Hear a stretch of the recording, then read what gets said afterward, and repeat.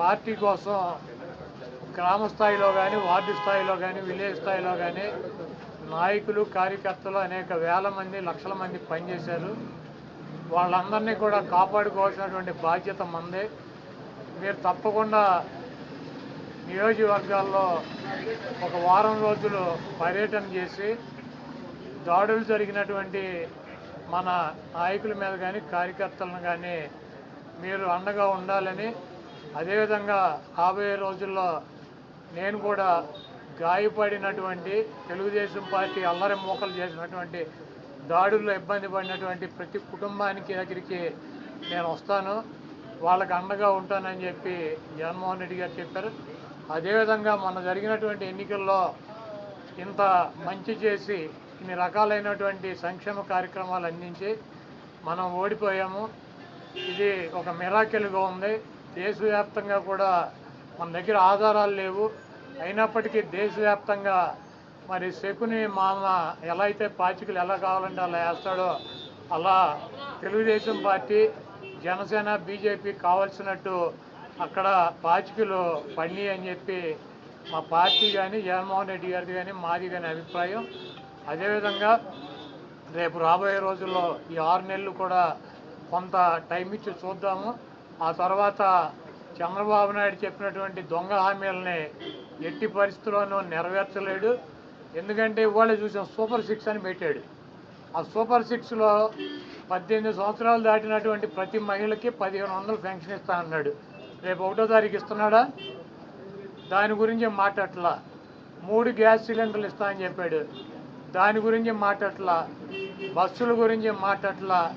అదేవిధంగా బీసీ కానీ, ఎస్సీ కానీ, ఎస్టీ కానీ వర్గాలకి 50 సంవత్సరాలు దాటిన వాళ్ళకి పెన్షన్ ఇస్తానని చెప్పాడు సూపర్ 6లో, దాని గురించి మాట్లాడట్లా. అది ఎప్పుడు ఇస్తాడో చెప్పట్లా. అదేవిధంగా ఇంకోటి 20 లక్షల మందికి నిరుద్యోగులకి ఉద్యోగాలు ఇప్పిస్తాను, ఉద్యోగాలు కనుక ఇప్పించలేకపోతే ఈ లోపు 3000 రూపాయలు నిరుద్యోగ వృత్తి కూడా ఇస్తానని చెప్పి సూపర్ 6లో పెట్టాడు.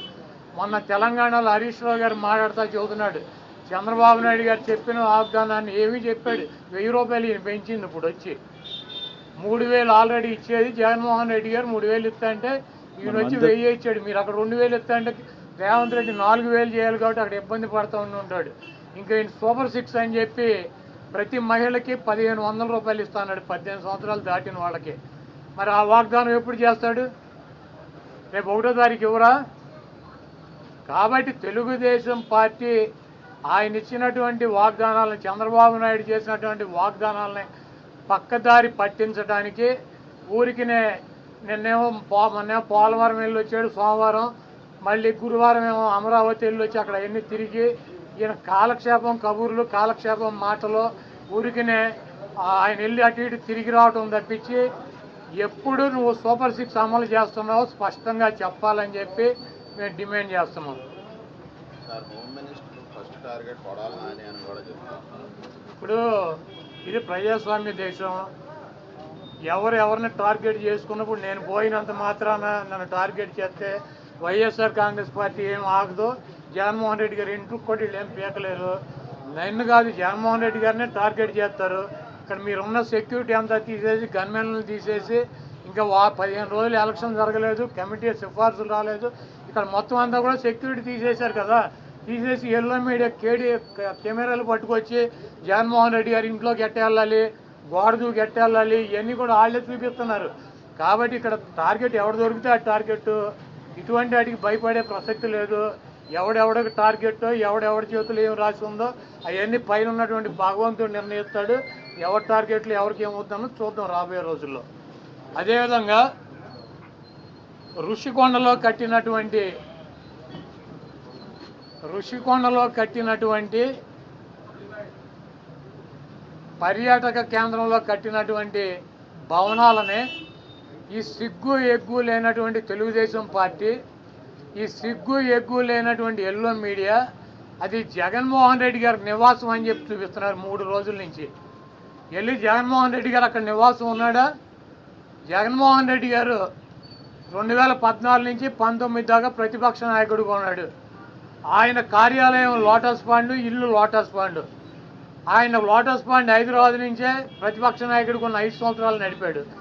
ముఖ్యమంత్రి అయిన తర్వాత 5 సంవత్సరాలు ఈ తాడేపల్లిలో ఉన్నటువంటి ఇల్లు క్యాంప్ ఆఫీస్ ఇక్కడి నుంచే నడిపాడు ఆయన కార్యాలయాన్ని కానీ ఇంటిని కానీ. జగన్మోహన్ రెడ్డి గారి రక్తంలో లేదు.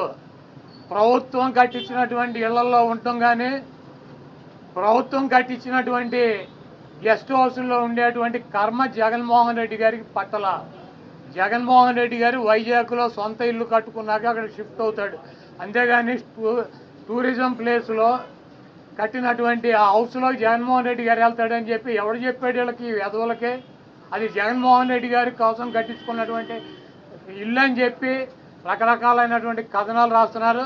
అది ఒక అంతర్జాతీయ రాజధానిగా తీర్చిదిద్దాలన్నదే వైఎస్ఆర్ కాంగ్రెస్ పార్టీ లక్ష్యం. దాన్ని రాజధాని చేయాలన్నదే ఆ రోజు నిర్ణయించుకున్నాం. కాబట్టి అక్కడ ఇంటర్నేషనల్ సెమినార్లు జరుగుతున్నాయి. అనేక మంది ఇంటర్నేషనల్ సంబంధించినటువంటి దేశ విదేశాల నుంచి అనేక మంది పారిశ్రామికవేత్తలు వస్తున్నారు. కనీసం వాళ్ళకి సౌకర్యం ఉండటానికి అవకాశం లేనటువంటి పరిస్థితి ఉంది. కాబట్టి ఉత్తరాంధ్రలో ఉద్దానంలో దాదాపు 700 కోట్ల రూపాయలు పెట్టి హాస్పిటల్ కట్టించారు కిడ్నీ పేషెంట్ల కోసం అని చెప్పి. అదేవిధంగా విజయనగరం కావచ్చు లేదా పార్వతీపురం కావచ్చు ఉత్తరాంధ్రలోనే 650 కోట్ల రూపాయలు పెట్టి ఒక్కొక్క మెడికల్ కాలేజీ కట్టించారు. అదేవిధంగా టూరిజం ప్లేస్లో అంతర్జాతీయ సంస్థలు కానీ వ్యక్తులు కానీ వచ్చినప్పుడు అక్కడ ఒక విధి ఉండాలని చెప్పి ఒక మంచి భవనాన్ని నిర్మిస్తే 7 బిల్డింగులు అయ్యి, ఒక బిల్డింగ్ కాదు 7 బిల్డింగుల్లో జగన్మోహన్ రెడ్డి గారు ఉండరు. 7 బిల్డింగులు కట్టారు.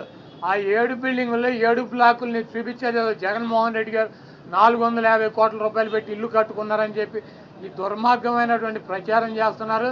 ఇవన్నీ కూడా ప్రజలు గమనిస్తారు. చంద్రబాబు నాయుడుకి ఇచ్చినటువంటి వాగ్దానాలు నెరవేర్చలేక నీకు సూపర్ 6లో పెట్టినటువంటి వాగ్దానం 1500 రూపాయలు ఇస్తానని చెప్పావా చెప్పలేదా? 18 సంవత్సరాలు దాటిన వాళ్ళకి రేపు 1వ తారీఖు నీకు దమ్ముంటే 20 లక్షల మంది నిరుద్యోగులకు 3000 ఇస్తానని చెప్పావా లేదా? దాని గురించి చెప్పండి. నువ్వు దొంగ వాగ్దానాలు చేసి అధికారంలోకి వచ్చావు. నువ్వు దాని గురించి మాట్లాడండి. ముందు మీరు ఈ వాగ్దానాలను డైవర్ట్ చేయాలని చెప్పి ఒకటి తీసుకెళ్ళి 4 కెమెరాలు బాత్రూములు లెట్రిన్లు టబ్బుల్లో పెట్టి 30 లక్షలు పెట్టి బాత్రూమ్ కట్టాడు. జగన్మోహన్ రెడ్డి గారు ఇల్లు అది. జగన్మోహన్ రెడ్డి గారు ఎప్పుడన్నా ప్రభుత్వ కార్యాలయాలు ఉన్నాడా? జగన్మోహన్ రెడ్డి గారు ఎప్పుడన్నా ప్రభుత్వం గెస్ట్ హౌస్లో ఉన్నాడా? జగన్మోహన్ రెడ్డి గారు ఇల్లు కట్టించుకుని వెళ్తాడు వైజాగ్. నీకు మళ్ళీ ఎవడో కొంపలో దూరేటువంటి పరిస్థితి జగన్మోహన్ రెడ్డి గారికి ఉండదు. కాబట్టి జగన్మోహన్ రెడ్డి గారికి కట్టించినటువంటి ఇల్లు కాదు అది టూరిజం సంస్థ ద్వారా టూరిజానికి సంబంధించి కట్టించినటువంటి 7 బ్లాకులు వాటిని కట్టారు. వాటికి 400 కోట్ల రూపాయలు ఖర్చు పెట్టి అంతర్జాతీయ సెమినార్లు పెట్టినప్పుడు రాష్ట్రపతితో ప్రధానమంత్రి ఈ రాష్ట్రానికి రాజధాని కాబట్టి అది విఐపీలు వచ్చినప్పుడు అక్కడ వసతి గృహాలు ఉండాలని చెప్పి వాటిని అంతర్జాతీయ స్థాయిలో నిర్మించారు తప్పించి అది జగన్మోహన్ రెడ్డి గారి కోసం కట్టినటువంటి ఇల్లు కాదు. ఫర్నిచర్ అంతా ప్రభుత్వం ఫర్నిచర్ అంతా కూడా వాడుకుంటున్నారు. ఫర్నిచర్ దొంగ అంటూ కూడా టీడీపీ నేతలు కోడేశ్వర ప్రసాద్ గారు అసెంబ్లీలో ఉండాల్సినటువంటి ఫర్నిచర్ని తీసుకువెళ్ళి ఎక్కడేసాడు? ఆయన బైక్ షోరూంలో వేసుకున్నాడు. అసెంబ్లీలో ఉండాల్సినటువంటి ఫర్నిచర్ బైక్ షోరూంలో వేసుకుంటే వాడిని దొంగ అంటారు. సీఎం క్యాంపు కార్యాలయానికి ప్రభుత్వం వచ్చినటువంటి విజిటర్స్ కోసం ఒక కార్యాలయం సీఎం జగన్మోహన్ రెడ్డి గారి కార్యాలయం అయితే ఒక 10 మంది 20 మంది కూర్చుంటాకు ఉంటుంది. ఒక ముఖ్యమంత్రి కార్యాలయం కాబట్టి అక్కడ అదనపు వసతులు కావాలని చెప్పి ప్రభుత్వం కల్పిస్తుంది. ముష్టి పట్టుకుపోతే పట్టుకుపోండి, లేకపోతే డబ్బు విలువ చెప్తే కడతామని ఫస్ట్ రోజు చెప్పాం. దీని గురించి ఏమైనా రాద్దాం కావాలంటే పట్టుకుపోండి. తొక్కలో ఫర్నిచరు ఎంత? ముష్టి ఫర్నిచర్ ఎంత ఉంటుంది? కావాలంటే పట్టుకురండి. మేమన్నా షోరూమ్లో వేసుకున్నాం తీసుకెళ్ళి మా సాక్షి ఆఫీసులో వేసామా? కాదు, మాకు క్యాంప్ ఆఫీసులో పెట్టినటువంటి ఫర్నిచర్ని తీసుకెళ్ళి సాక్షి ఆఫీసులో వేసుకున్నావా? దొంగ అంటే అసెంబ్లీలో ఉండాల్సినటువంటి ఫర్నిచర్ని తీసుకుని బైక్ షోరూమ్ నీ సొంత షోరూమ్లో వేసుకుంటే వాడిని దొంగ అంటారు. అంతేగాని క్యాంప్ ఆఫీసులో ఇచ్చినటువంటి ఫర్నిచర్ క్యాంప్ ఆఫీసులో ఉంటే దానికి కావాలంటే డబ్బు కడతాం, లేదంటే ఫర్నిచర్ తీసుకుపోమని చెప్పాం. దానికి దొంగ ఇవన్నీ పనికిరాని మాటలు. ఋషికొండ ఫర్నిచరు, దాడులు, కొడాల నాని టార్గెట్, జగన్మోహన్ రెడ్డి టార్గెట్, ఇక్కడ పోలీసులు తీసాం. ఇవన్నీ సొల్లు పురాణం. మీ చేతనేం చేసుకోండి, నో ప్రాబ్లం. మీరు సూపర్ 6లో పెట్టినటువంటి వాగ్దానాలనే మీరు ఎప్పుడు అమలు చేస్తున్నారో చెప్పాలి. జగన్మోహన్ రెడ్డి గారు తరఫున మేము అడుగుతున్నాం, వైఎస్ఆర్ కాంగ్రెస్ పార్టీ తరఫున. చంద్రబాబు నాయుడు అమలు చేసే బాధ్యత నాదని చెప్పి పవన్ కళ్యాణ్ గారు కూడా చెప్పాడు. కాబట్టి ఇవన్నీ సొల్లు పురాణాలు వద్దు. మీరు చేతనేం చేసుకోండి, నో ప్రాబ్లం. మీరు ఎవరిని చంపేయాలో చంపేయండి, ఎవరిని కొట్టాలని ఉన్నారు కొట్టండి, ఏం చేయాలని ఉన్నారు చేసుకోండి. మీరు సూపర్ 6లో ఇచ్చినటువంటి వాగ్దానాలనే 1వ తారీఖు నుంచి 4000 పెన్షన్తో పాటు అమలు చేస్తున్నారా లేదా, దీనికి స్పష్టంగా సమాధానం చెప్పండి. సార్, జగన్ గారి యాత్ర ఎప్పటి నుండి స్టార్ట్ అయ్యే అవకాశం ఉందండి? దాడులకు గురైన వారు సుమారుగా అంటే పలానా టైం అని అనుకోలేదు. ముందు మమ్మల్ని వెళ్ళమన్నారు, తర్వాత